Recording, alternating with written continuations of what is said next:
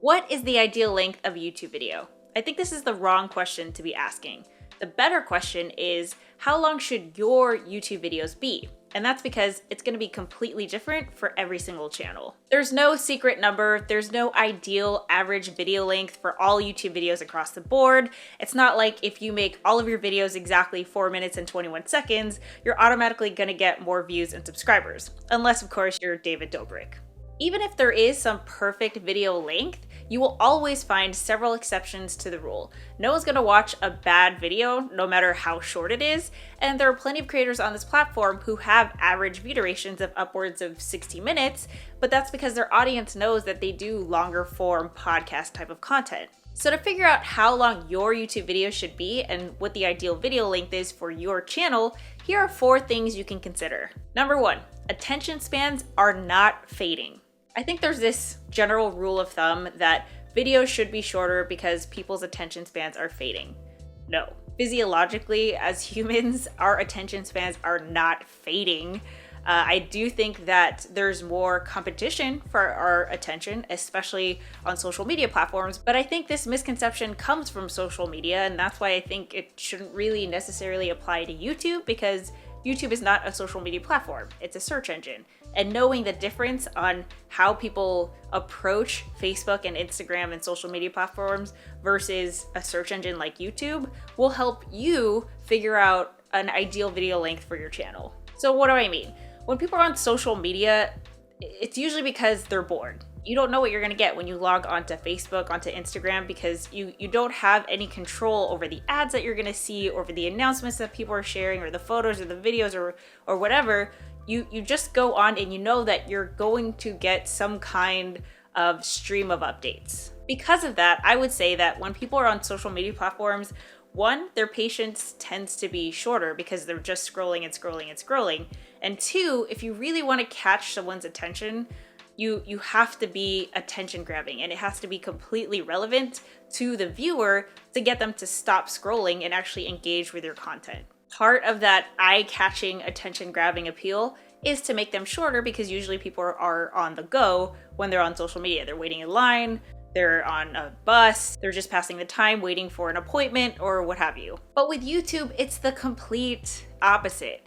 People have intention when they're on the platform. Maybe they're looking for a specific song that they want to hear, or they are trying to find a tutorial to solve a problem that they're dealing with at that moment. Or even if it's just, they're not sure of the content that they're going to see because they're just checking their subscriptions that they're already subscribed to, they're going to be more likely to watch those videos because they're already invested into those creators and those channels. They've already opted in to receive all content for the rest of however long that they're subscribed. So I guess my point with this first point is that a shorter video doesn't necessarily mean that you're going to see more success on YouTube.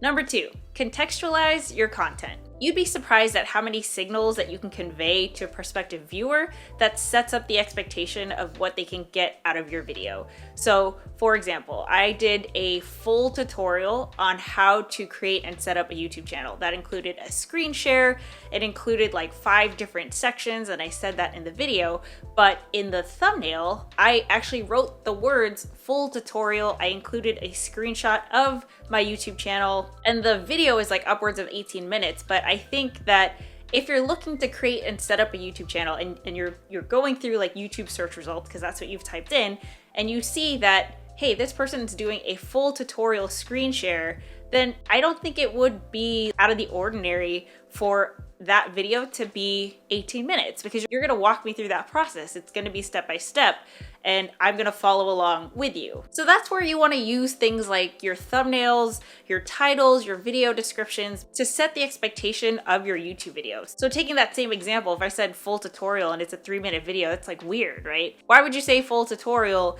It should probably say something like set up your YouTube channel quick. If you're doing a live stream or a Q&A and that's noted somewhere, I think people are going to normally expect something that's maybe 15, 30, 60 minutes long. Like that wouldn't be unusual. So I think providing context is really key here, because then it really doesn't matter like how long your videos are. The key is that you don't want to set up the expectation that this is going to be a quick video, and of course it's like 60 minutes, people are gonna click out. Number 3, contribute to the story. You as the creator of a video want to have a sole purpose or a sole goal of like, what do I want the viewer to get out of this? And then when you're shooting, recording, and editing, and scripting, and outlining, and just producing your video, you want to ask yourself, like, does every single sentence, does every single frame, does every single shot contribute to that story? Because if it doesn't, we're going to take it out. Chances are someone has made a video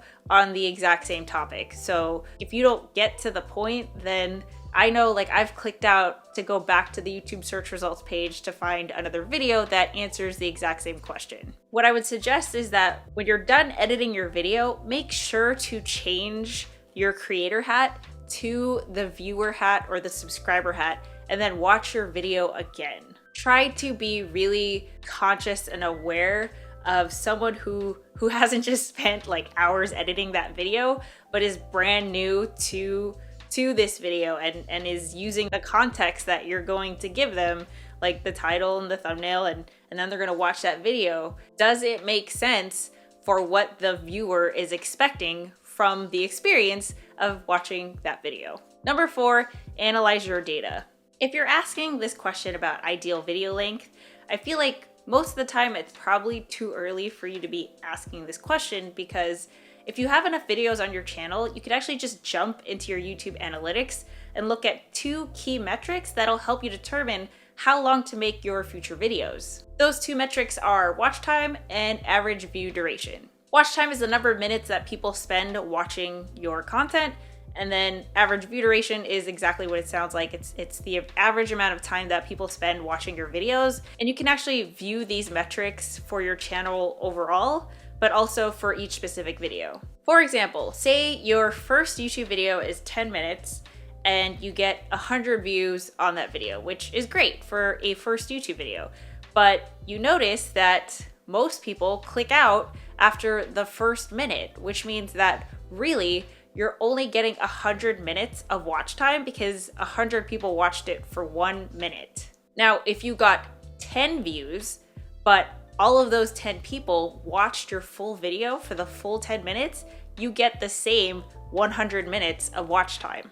Watch time is the most important metric on YouTube, more so than subscribers and viewers and all of that, because if you have really high watch time, YouTube will do the rest. You'll start getting promoted through the YouTube algorithm and stuff like that. Now, if you notice that your average view duration is about 2 minutes and your average video length is 10 minutes, then what I would do is see if there's something that you can do within the first 2 minutes to keep people engaged, to get them to watch longer. Maybe you have a really long intro where you're introducing yourself, you're talking about your business and your brand, you're telling people to go to your website, and it's like you haven't even started the tutorial and people are 2 minutes in. So by that time they're clicking out and they're probably going to watch another YouTube video. Even for me, I don't bother with an introduction because I would rather just get straight to the value and get people to watch more of the video than spend that time trying to introduce myself. If people really wanted to find out who I was, then they can go to my YouTube channel, read my channel description, visit my website. I mean, people know how to navigate YouTube channels. Now, if your average video length on your channel right now is about 10 minutes, and you're noticing that your average view duration is 7 minutes, 8 minutes, I would say that you can actually increase your average video length moving forward, because you could probably get a lot more watch time out of there. And it's so much easier to get more watch time from a longer video if you can keep people's attentions than making a bunch of 2 minute, 3 minute videos.